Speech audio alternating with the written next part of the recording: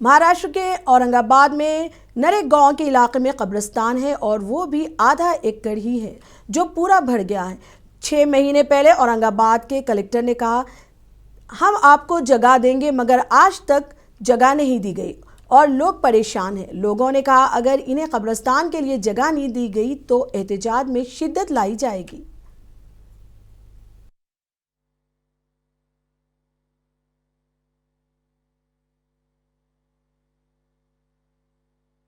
इलाके नारेगांव की आबादी दिन ब दिन बढ़ रही है।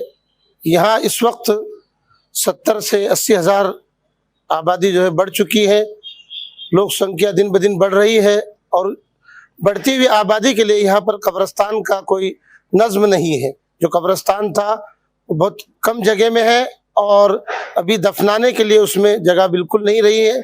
काफ़ी अरसे से हम जो है कब्रिस्तान के ताल्लुक से जो है आवाज़ उठा रहे हैं और मोर्चा भी हमने जो है तो निकाला है।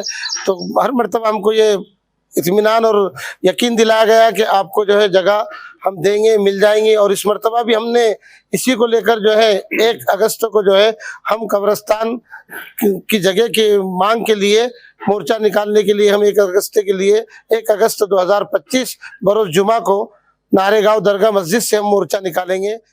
ये जो इलाका है नारेगांव, यहाँ की आबादी 80 से 90 हज़ार है मुसलमानों की, और ये आधा एकड़ आप मेरे जो पीछे कब्रिस्तान देख रहे हैं ये पूरी तरह से भर चुका है। यहाँ के लोगों को दफनाने के लिए अब जगह नहीं रही।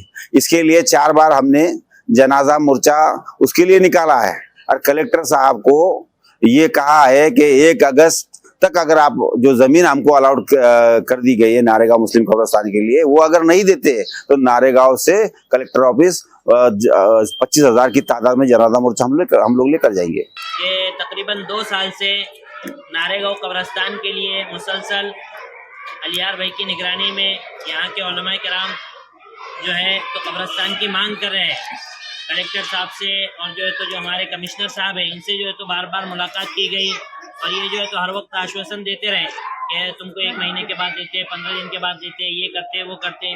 लेकिन 2 साल हो गए, अभी तक जो है तो नारेगांव के मुसलमानों के लिए कब्रिस्तान की